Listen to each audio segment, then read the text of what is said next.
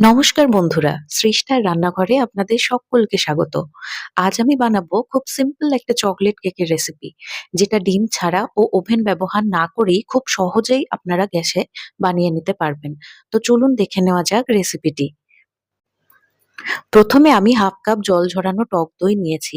ছানার জল ঠিক যেমন ভাবে আমরা বের করে নিই একটা সুতির কাপড়ে বেঁধে ঝুলিয়ে রেখে, ঠিক সেইভাবেই দইয়ের জলটাও ঝরিয়ে নিতে হবে।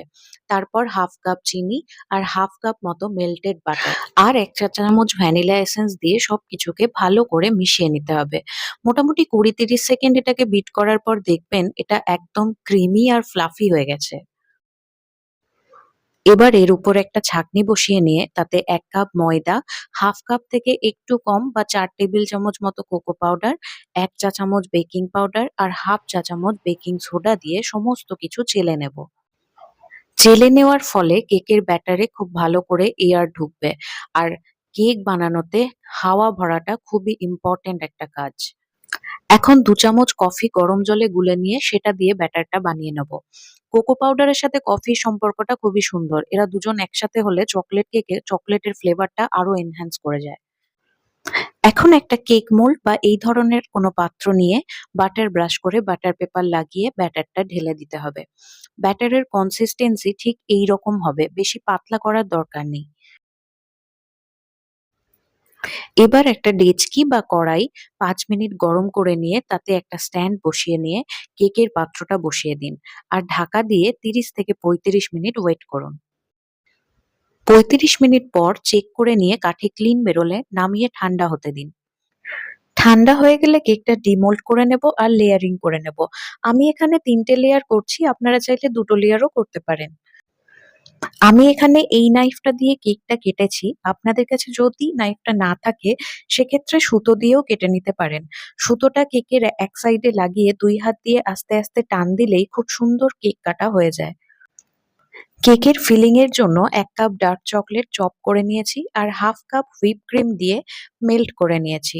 এখন ১ কাপ মতো হুইপ ক্রিম দিয়ে সেটাকে খুব ভালো করে হুইপ করে নেব। ২-৩ মিনিট হুইপ করার পরে যখন এরকম স্টিপ পিক আসবে তখন হুইপ ক্রিমটা হয়ে গেছে। এখন তার মধ্যে কিছুটা ডার্ক চকলেট দিয়ে আবারও ভালো করে হুইপ করে চকলেটটাকে ক্রিমের সাথে ভালো করে মিশিয়ে নেব। আমি একটা কেক বোর্ড নিয়েছি, এর পরিবর্তে কোনো প্লেটের উপরও করা যায়। প্রথমে বোর্ডটাতে সামান্য ক্রিম লাগিয়ে একটা লেয়ার দিয়ে দেব। তার উপর কিছুটা সুগার সিরাপ লাগিয়ে নেব। সুগার সিরাপ কিছুই না, একটা একটা কাপে ২ চামচ চিনি আর একটু জল মিশিয়ে নিতে হবে। এতে কেকটা ময়েস্ট থাকে। এরপর চকলেট ক্রিম দিয়ে সমান করে কেকটাতে লেভেলিং করে নিতে হবে। আর একইভাবে বাকি দুটো লেয়ারও দিয়ে পুরো কেকটাতে ক্রিম লাগিয়ে ২০ মিনিটের জন্য ফ্রিজে রাখতে হবে। ফ্রিজে রাখলে ক্রিমটা কেকের সাথে সেট হয়ে যায় আর তারপর যখন উপরে চকলেট গানাশ ঢালা হবে সেটা স্মুথ লেভেলিং হবে।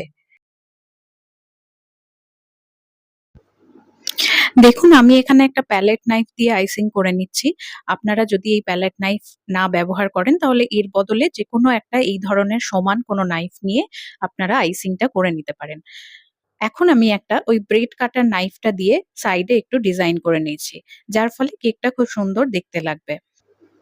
এবার একটা পাইপিং ব্যাগে আমি কিছুটা মেল্টেড চকলেট নিয়ে সেটাকে এইভাবে ড্রিপ করে সাইডে দিয়েছি আর উপরে দিয়ে তারপর ওই প্যালেট নাইফটা দিয়ে একটু ডিজাইন করে সমানভাবে করে নিয়েছি। ভিডিওটা যদি আপনাদের ভালো লেগে থাকে তাহলে অবশ্যই লাইক, কমেন্ট আর শেয়ার করবেন। আর আমার চ্যানেলটাকে সাবস্ক্রাইব করে পাশে থাকার অনুরোধ রইল।